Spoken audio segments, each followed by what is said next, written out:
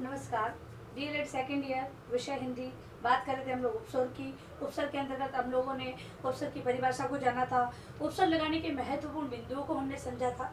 आज हम लोग उपसर्ग जो लगाने के जो प्रकार है कि तत्सम शब्दों में किस प्रकार तत्सम उपसर्ग का प्रयोग किया जाता है, तद्भव में तद्भव उपसर्ग का प्रयोग किया जाता है, विदेशी में विदेशी उपसर्गों का प्रयोग किया जाता है, उसकी चर्चा हम लोग आज करेंगे। तो स्टार्ट करते हैं।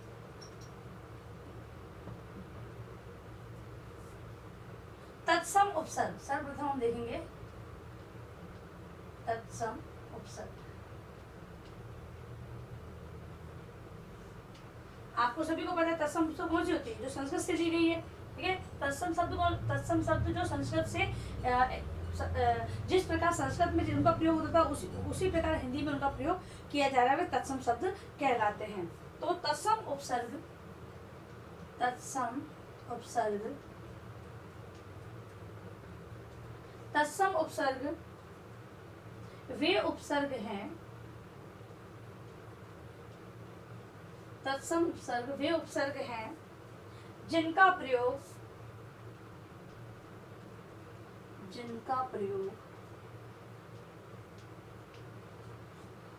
प्रयोग संस्कृत अथवा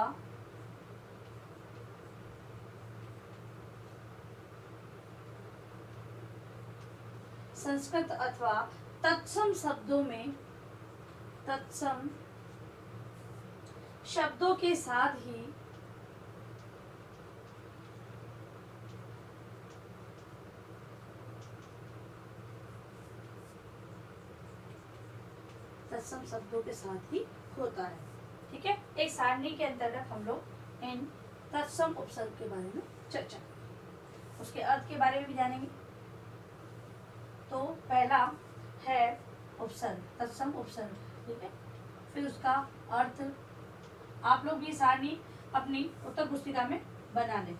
फिर हम देखेंगे उदाहरण, मतलब कि शब्द कौन कौन से बन रहे हैं इन उपसर्ग से। तो पहला है अभी। पहला क्या है? अभी। अभी का अर्थ होता है सामने की ओर। अभी का अर्थ क्या होता है? सामने की ओर। और इसके जो उदाहरण है वो है अभिमुख,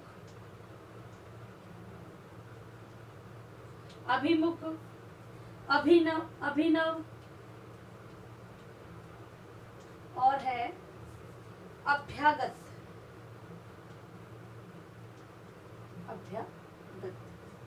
ये तीन।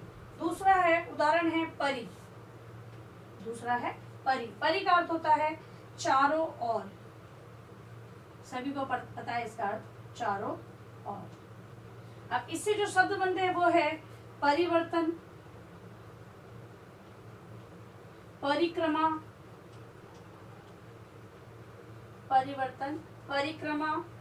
और पर्यटन। फिर है अन के अंतर्गत होता है पीछे या बाद में आने वाला, बाद में आना। तो अनुभव, अनुकरण। उदाहरण है अनुभव, अनुकरण, अवरोध।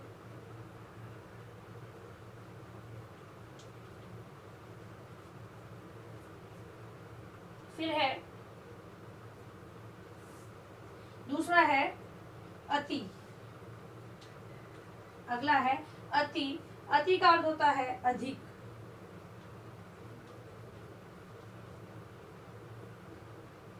तो अधिक का अत्यंत। उदाहरण है अत्यंत, अतिरिक्त, अतिरिक्त और अत्यधिक। और है अत्यधिक। इसके अलावा अगला जो है उपसर्ग वी का अर्थ होता है विशिष्ट या भिन्न। विशिष्ट या भिन्न होता है। और इसे शब्द बनते हैं विदेश, विरोध और विमुख। देखो ये सारे हैं तत्सम उपसर्ग हैं, इनका अर्थ है और इनसे बनने वाले ये शब्द हैं। अब दूसरा है तद्भव उपसर्ग। दूसरा कौन सा है? तद्भव, जो कि संस्कृत का परिवर्तित रूप है। उसके बारे में हम लोग चर्चा करेंगे।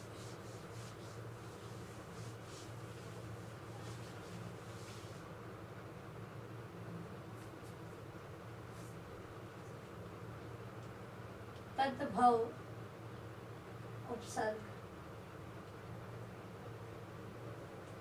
तद्भव उपसर्ग, जो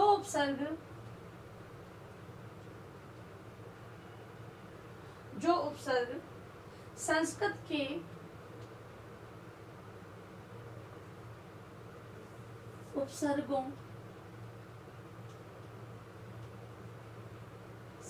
के उपसर्गों से विकसित हुए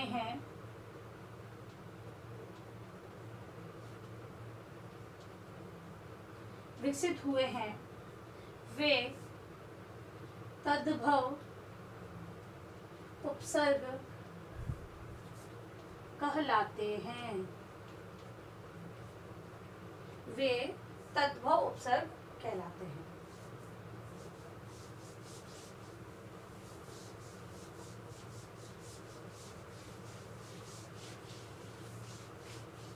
अब सारणीबद्ध करते हुए मैं आपको बताऊंगी।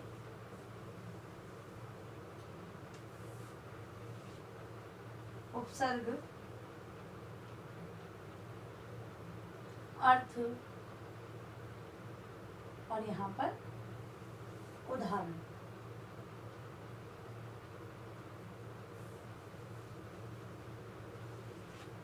उपसर्ग, अर्थ और उदाहरण। पहला है अन्न। अन्न का अर्थ होता है अभाव या निषेध।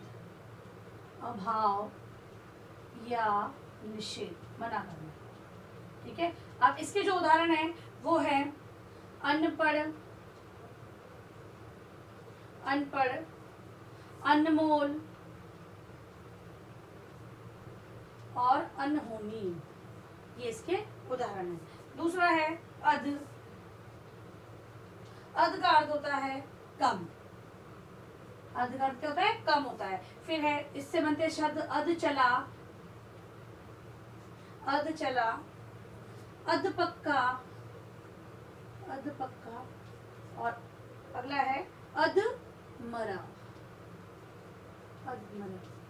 ठीक है। अब है भर। भर मतलब होता है पूरा। भर यानी क्या होता है? पूरा। इससे बना भरमार,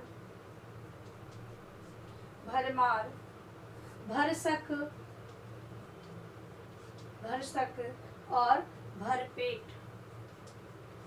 ठीक। फिर है नी।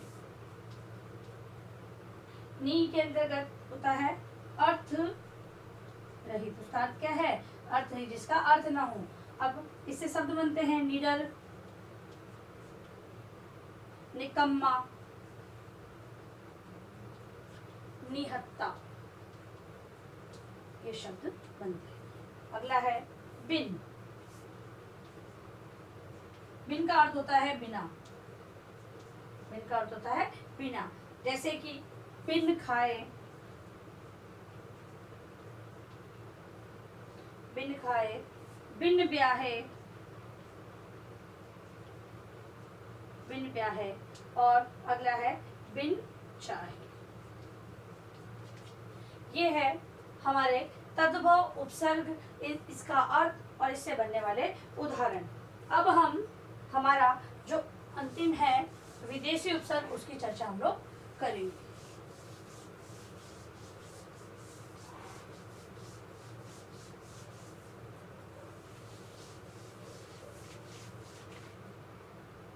विदेशी उपसर्ग, विदेशी या आगत जिसे हम कहते हैं, विदेशी या आगत।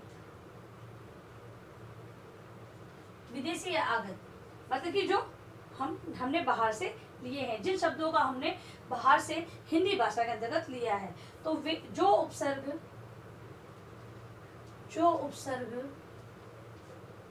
विदेशी भाषाओं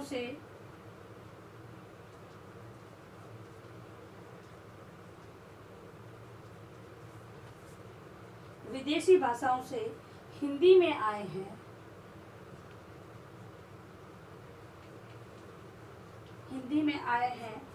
वे आगत उपसर्ग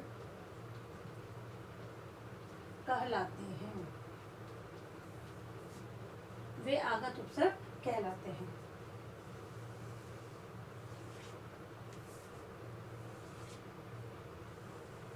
उपसर्ग, अर्थ और यहाँ पर उदाहरण।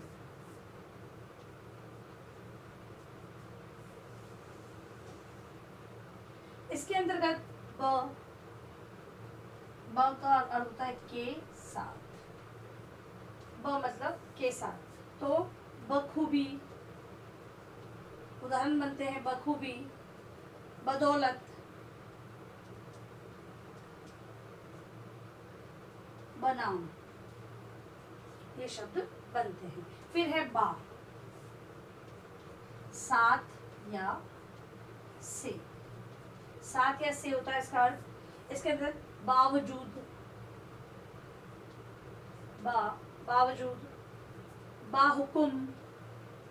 बाहुकुम और बाकायदा, ये शब्द बनते हैं।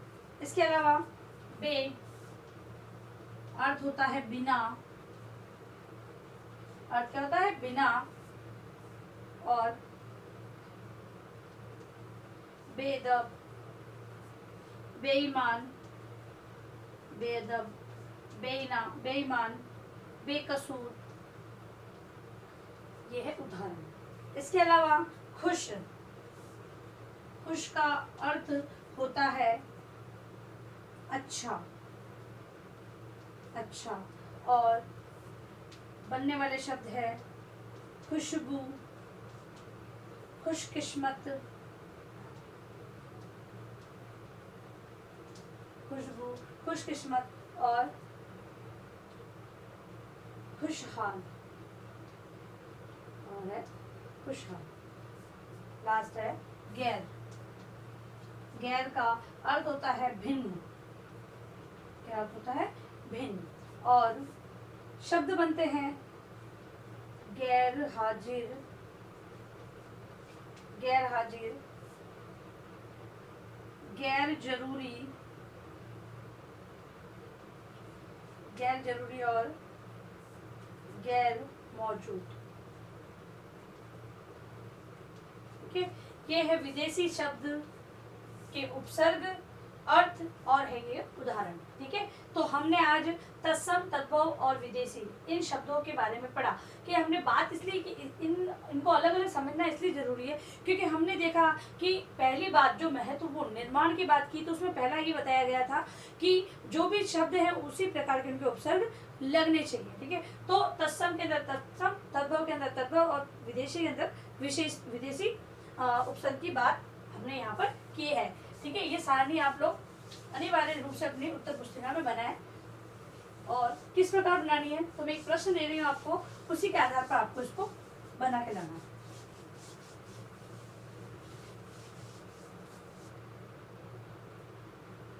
ग्रह कार्य,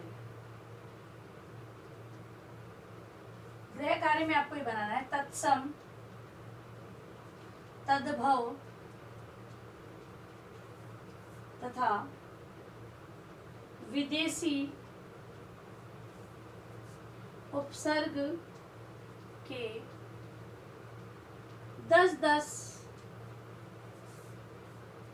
अर्थ, 10-10 उदाहरण, अर्थ तथा उपसर्ग सहित सारणीबद्ध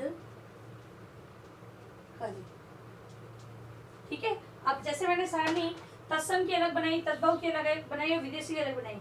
आपको पहले तत्सम शब्द 10 लेने हैं, 10 विदेशी। जैसे को सारणी इस प्रकार की आपको अपनी उत्तर पुस्तिका में बनानी है।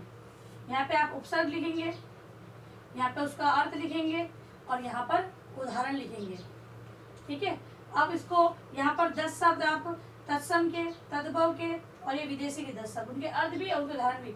जो उदाहरण और जो उपसर्ग मैंने आपको बताई है, आपको आप चाहे तो उपसर्ग वही ले सकते हैं, लेकिन आपको उदाहरण दूसरे लिखने हैं। ठीक है, और अंत में आप लोगों से निवेदन है कि आप लोग कम से कम ये आवश्यक कार्य होने पर ही घर से बाहर जाएं। बाहर जाते हैं तो 3 बातों का विशेष ध्यान रखें, मास्क लगाएं, सोशल डिस्टेंस बनाए रखें और हाथों को बार बार सैनिटाइज करते रहें। सुरक्षित रखें, सभी का ध्यान रखें। धन्यवाद।